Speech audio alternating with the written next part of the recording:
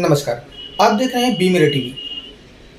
जैसा कि आप सभी को ज्ञात है कि 2022 में ठाणे महानगर पालिका के चुनाव होने हैं और चुनाव के मद्देनज़र सभी पार्टियों ने अपनी अपनी तैयारियां शुरू कर दी हैं। इसी कड़ी में हम आज उपस्थित हैं ठाणे से ही भारतीय जनता पार्टी के युवा उपाध्यक्ष अंकित राय जी के यहाँ, जो भारतीय जनता पार्टी के संभावित उम्मीदवार हैं। हम उनसे जानेंगे कि वो क्या मुद्दे और क्या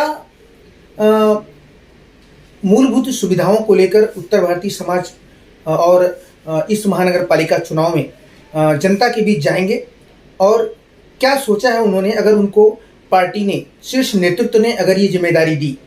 उत्तर भारतीय मोर्चा ठाणे शहर अध्यक्ष शैलेश मिश्रा और ऊपर शीर्ष में जो बड़े नेता यहाँ हैं, उन्होंने अगर ये दायित्व अंकित राय को दिया तो अंकित राय की क्या तैयारियां हैं, इसके बारे में आज जानेंगे। तो आइए बात करते हैं अंकित राय जी से। अंकित जी, भारतीय जनता पार्टी उत्तर भारतीय मोर्चा अध्यक्ष शैलेश मिश्रा जी ने एक संकल्प लिया है कि आगामी महानगर पालिका चुनाव में कम से कम 21 सीटें वो उत्तर भारतीयों के लिए मांगेंगे। उनकी संभावित लिस्ट में आपका भी नाम है। अगर शीर्ष नेतृत्व ने आपको महानगर पालिका चुनाव में यह क्षण दी और यह मौका दिया तो आपकी क्या तैयारी है, इस बारे में? नमस्कार। मैं पहले तो भोजपुरी मिरर नाउ का शुक्रिया अदा करूंगा जिन्होंने आज इस कार्यक्रम में मुझे आमंत्रित किया। और उत्तर भारतीय समाज मुंबई और सटे उपनगर जितने भी हैं, थाना, मीरा भाईंदर, यहाँ पे सबसे ज़्यादा संख्या में हैं। और हमारे मराठी भाइयों के बाद जो सबसे ज़्यादा रहने वाले लोग इस उपनगर में हैं, वो उत्तर भारतीय, हमारी संख्या करीब 5 लाख के ज़्यादा है, 5 लाख से ज़्यादा है।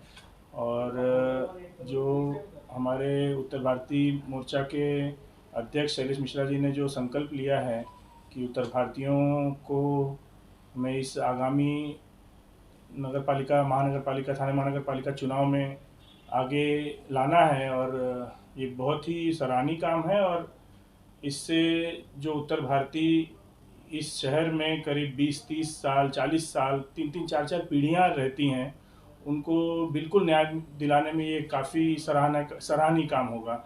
और इसके लिए वो हमेशा ही तत्पर रहते हैं और कुछ न कुछ कार्यक्रम उत्तर भारतीय मोर्चा की तरफ से थाने शहर में होते ही रहता है।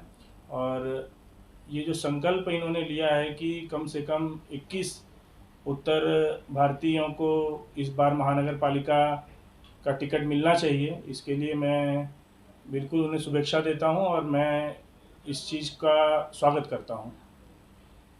अंकित जी, भारतीय जनता पार्टी बहुत बड़ी पार्टी है, इस समय विश्व की सबसे पावरफुल और सबसे बड़ी पार्टियों में इसका नाम आता है। 1500-1600 किलोमीटर चलकर महाराष्ट्र में एक उत्तर भारतीय अपनी रोजी रोटी की तलाश में यहाँ आता है। नो डाउट, जितना भूमिपुत्रों का अधिकार है उतना ही उत्तर भारतीयों का भी अधिकार है, क्योंकि महाराष्ट्र के और मुंबई के विकास में उनका बराबर का हाथ है। लेकिन फिर भी उत्तर भारतीय उपेक्षित है। किसी न किसी को आगे बढ़कर इनके लिए कुछ करना पड़ेगा, और इसके लिए शैलेश मिश्रा ने आपको चुना है। अगर आप उनकी लिस्ट में हैं तो जाहिर सी बात है कि शैलेश जी ने आप में कुछ देखा होगा कि आप उत्तर भारतीयों का नेतृत्व कर सकते हैं, उनकी मांगों को अपने माध्यम से कारपोरेशन में रख सकते हैं। तो आपने क्या रणनीति बनाई है?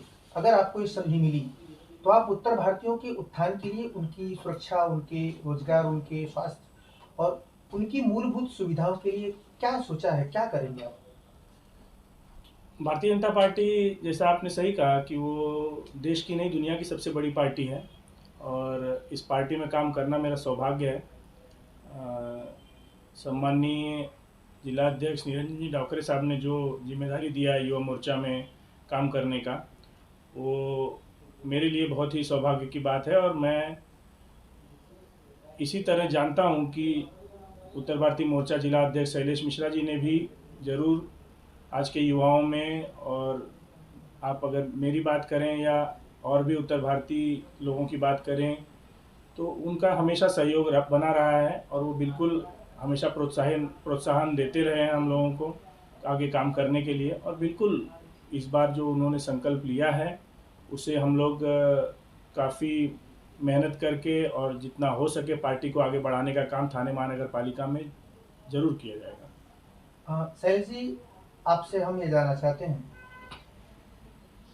कि अंकित जी को ये जो जिम्मेदारी आप देने की सोच रहे हैं या आपने अपनी लिस्ट में रखा है, तो ऐसा क्या देखा अंकित जी में कि ये इस जिम्मेदारी के काबिल है?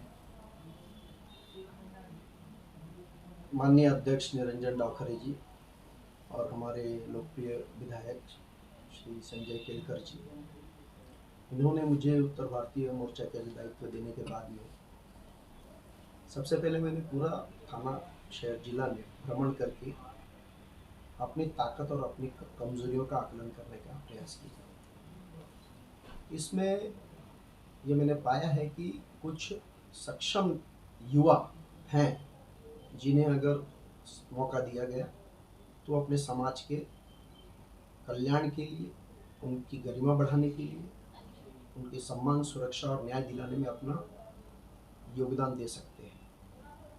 उन्हीं में से एक मेरी जो अपेक्षाएं हैं वो हैं अंकित राय जी के साथ। पढ़े लिखे, MBA, आज करीब करीब एक बहुत बड़ी प्राइवेट लिमिटेड कंपनी चला रहे हैं।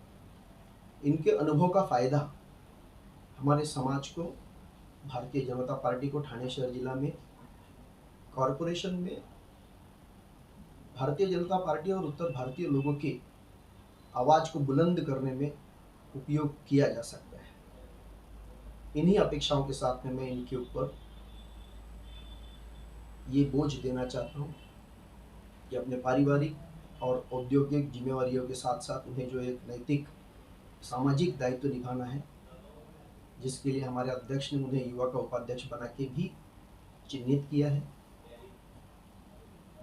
उसी क्रम में उत्तर भारतीय होने के नाते मैं उनसे ये उम्मीद रखता हूँ कि वो अपना दायित्व अपने समाज के प्रति भी उसी निष्ठा से पूरा करेंगे।